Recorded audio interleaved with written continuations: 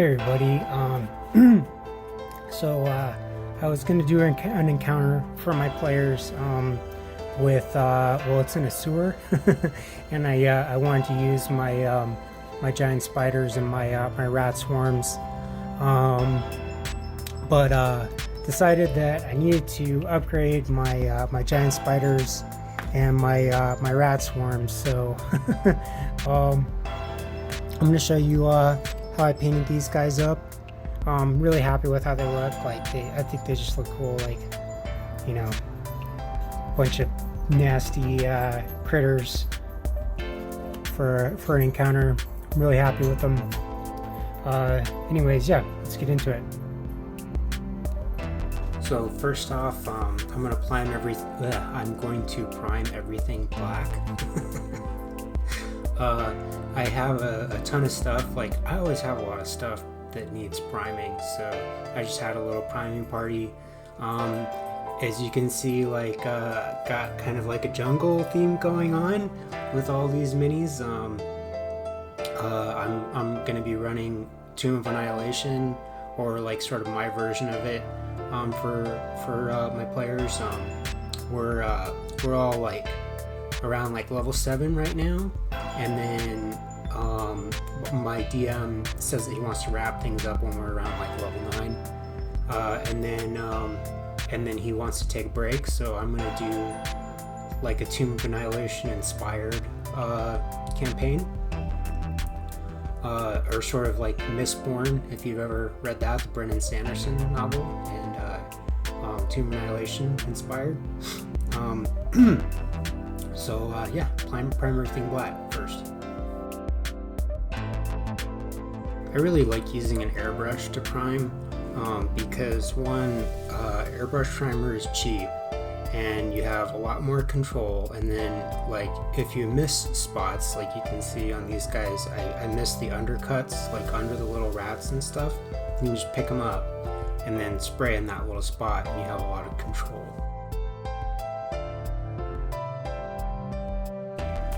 So I wanted to try something. I thought that since these guys were going to be mostly brown, or if I was going to do this again, I think I would skip this step. This is a surface primer, and it looks brown, but it's actually for rust effects, so it turned out super reddish brown, and I ended up just kind of painting over it mostly. I did leave some of the brown on there, but then I went over that brown with my white zenithal priming, and then ended up not leaving any trace of this brown in the final paint job, because it just looked too red.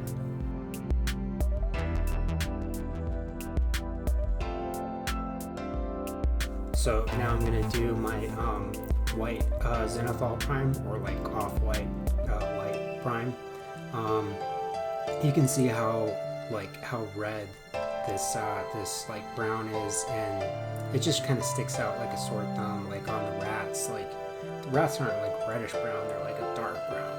And then same with the spiders and everything. So yeah, I kind of just went over that, kind of a pointless step.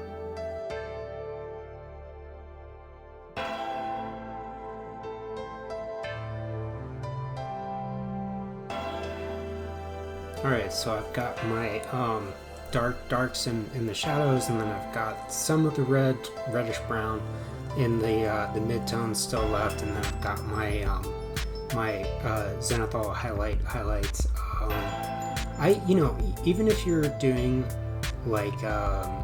an opaque paint job, sometimes it's nice just to have the zenithal priming, because you can tell where the shadows need to be on the models, when you're painting, when you're shading things. So I'm just going to mix up a palette of an off-white, a kind of a skin tone, and then I think this is it's called beastly brown, or it's kind of a raw umber, or burnt ochre color, and then a black. So I'm just going to use that, and then I'm going to go over everything you can see I go in here and then I just kind of like touch up the spots where I need to like paint in the undercuts back on the rats and stuff. But yeah, I'm just gonna use the this like really simple palette to do like 90% of the paint job. I'm just gonna mix those colors and then go over the models and like pick out different rats and you know, do like wet blending and stuff on the spiders, and that's gonna be like 90% of the paint job.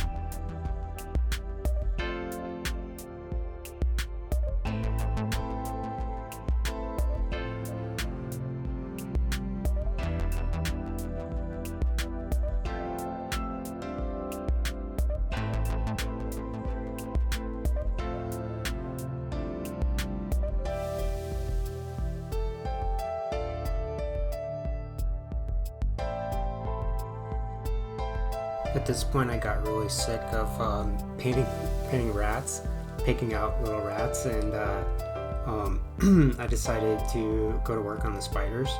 So you know, again, I'm using the same palette, but I just kind of mixed a little bit of all of the tones to get and then watered down a kind of like a dark brown, you know, to just kind of glaze over the spiders just to get some general tone. And then I'm leaving, because the color is pretty transparent, I'm leaving a lot of the zenithal priming, like in the black spots under the model especially. I'm not really going to do much to the bottoms of the spiders. I'm just going to leave them black.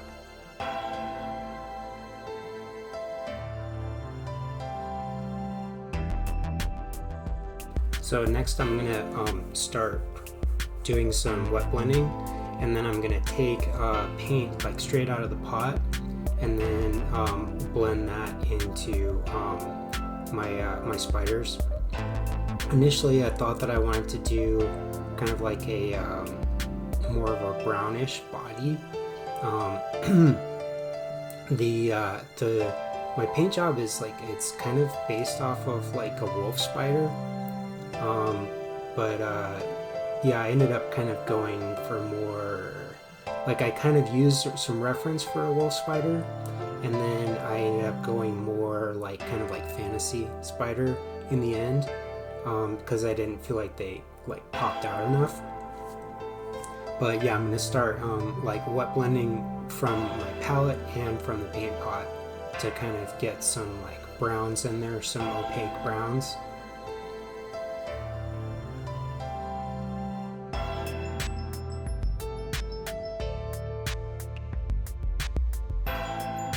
I'm also going to paint the rocks on the models using this limited palette as well.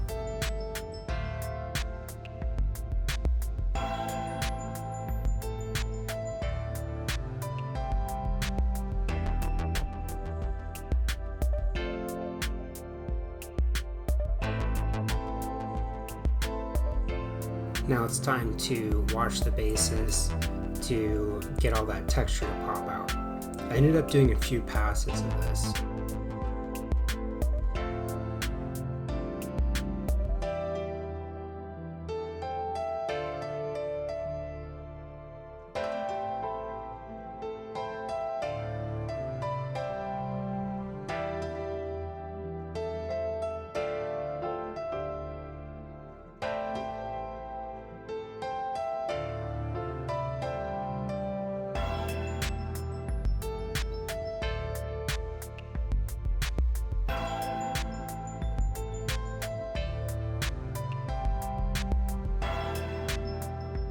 I also went over the rats with the brown wash to make all their little fur pop out.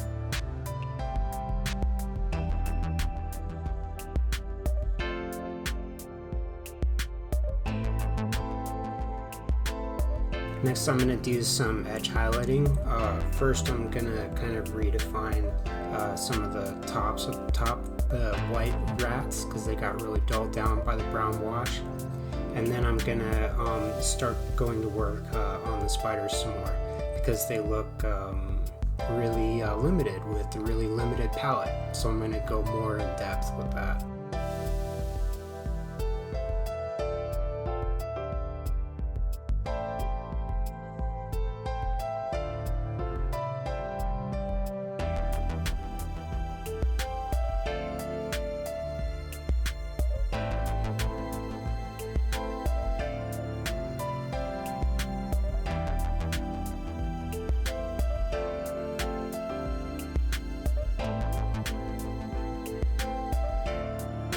Time to start mixing in some more colors into the palette.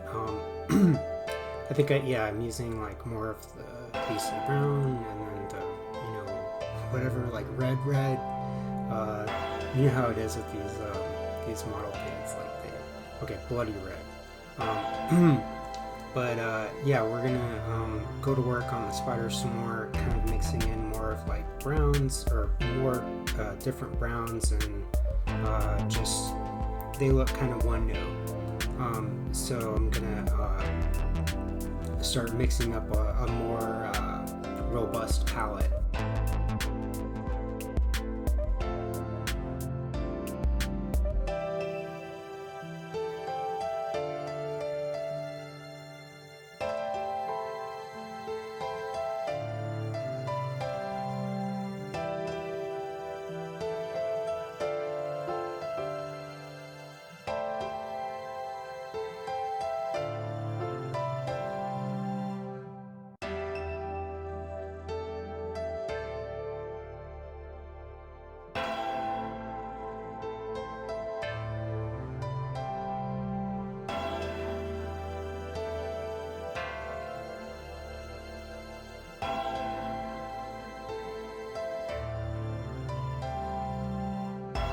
So I've got them to a point where I'm pretty happy with them. I like the little red dot on the tops of their heads. I think it really sells it. They weren't terrifying enough when I painted them up to look like wolf spiders, so I had to make them look more deadly, more red. And then, of course, after I got done painting the bases black, I decided that I needed to do some dry brushing on the ground to make it pop out a little bit more. So do the dry brushing first and then paint the bases.